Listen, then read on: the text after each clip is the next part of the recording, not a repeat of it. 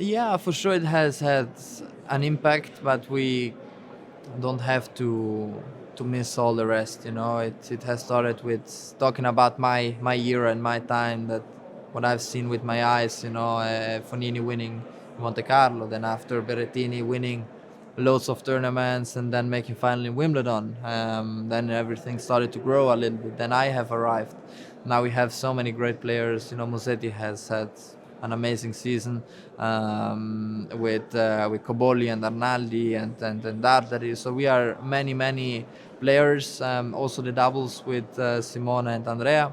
Also on the women's side now, it's just tennis is growing quite a lot in Italy, and I'm very happy that I'm also part of this, making it grow, and hopefully, as many, especially young kids, start to play, it's would be very nice.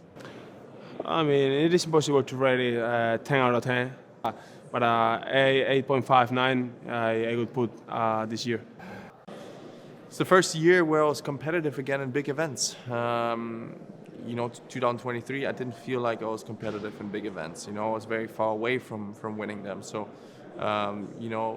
being able to compete and being able to, make Grand Slam finals, win Masters 1000 events, that is a big satisfaction to me, because there's obviously question marks whether I was ever going to do that again after the AD1G. So I'm happy where I am. Of course, I want to go a few more steps towards my goals next year, and we'll see how it goes.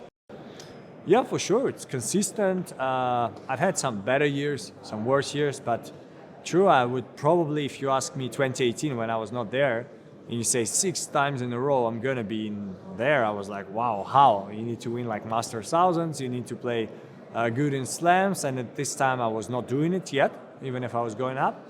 So I'm pretty happy about it, happy to be here and looking forward.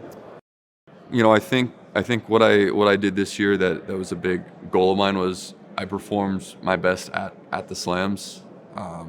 In previous years, I maybe had like one good slam result throughout the calendar year, and then some not so good ones. And I think it was a big focus for me to, play my best tennis at the slams.